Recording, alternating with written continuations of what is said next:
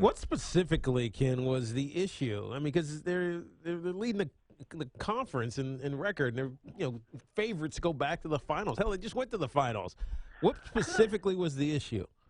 Well, they say it's something about continuity, which you know what I can honestly get because they've won a lot of games, and it's amazing. We had a big conversation, a big argument this morning about whether or not the Cavs are in chaos or something like that. Well, I'd like to be 30-12.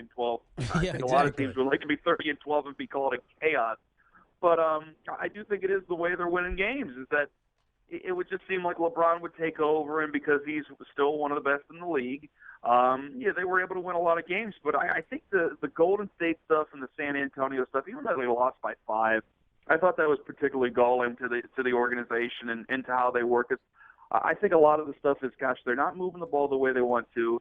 They press against those two teams, and they completely take themselves out of their mind space. The Cavaliers are a really talented basketball team, but they're just not playing like it. And when you play really talented basketball teams like San Antonio and Golden State, they basically rub your nose in it because they play loose, they play the way they're supposed to, and the Cavs really just, at least this season, haven't found their niche, which we thought they really would.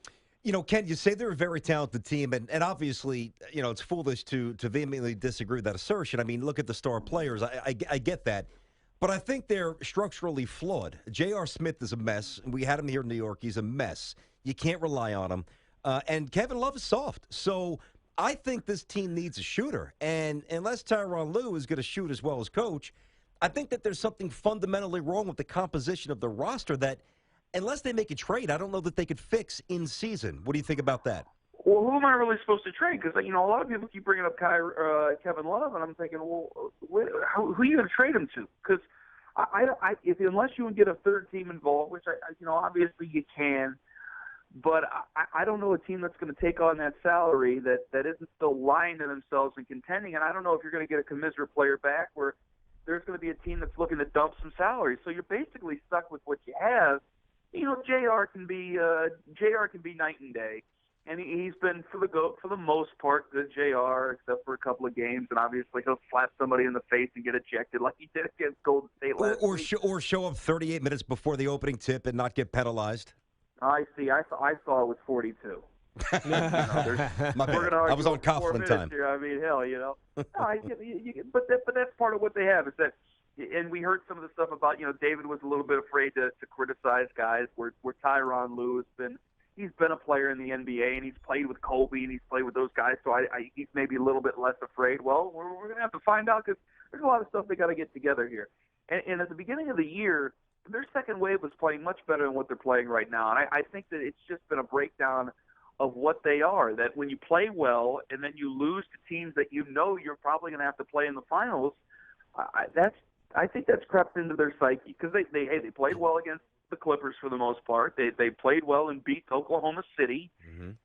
But those other two teams, the teams that will come out of the West, are just like the boogeyman to them. And I think that it does start and finish with their leadership. And I think LeBron's still trying to figure out how he's going to be a leader for this team because it is, even though they try to make it up like the same thing, it very much is completely different than what he had in Miami. We're talking to Ken Carman, 92.3 The Fan, part of the CBS family. He's on the air in Cleveland.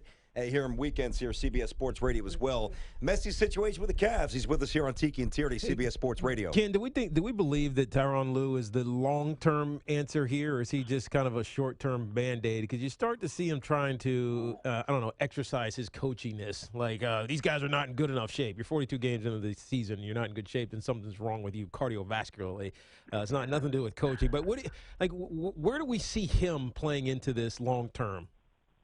I don't know if there's anybody who's a long-term solution in the NBA as a head coach. I mean, Pop and Carlisle and maybe a couple of other guys, but hell, that's about it. You want to say that Ty Lue's going to be that guy, but hell, I don't know. We've heard differing opinions of whether or not he signed an actual long-term deal. And now there's been conflicting reports that he didn't, and Mark Jackson could be in the mix for crying out loud. So I still wonder if they really know what they're going to do, and that's a little bit concerning, or a whole lot concerning, because you're trying to find rhythm. You have talent on the team. You're freaking out.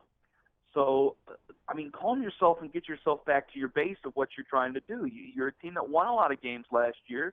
You still should be able to fall backwards into winning a bunch of games this year, but all those games are going to feel hollow. And you lose some games against Golden State. I'm sorry, you're going to have to address this and make yourself better. And it still comes down to the players on the floor leading each other. And LeBron really not just leading and taking over the basketball, which he's tried to do, and a team like Golden State and San Antonio will beat him doing that, but also cultivating Kyrie and cultivating Kevin Love, because I still don't know what moves are going to be made. And hey, Ty Lue can kick and scream and sit on his booster seat all he wants, and people can like him, but if you can't get anything done with those players, if those players can't get anything done with themselves, we'll be back here in a year and a half or 2 years from now still wondering what's going on anyway again.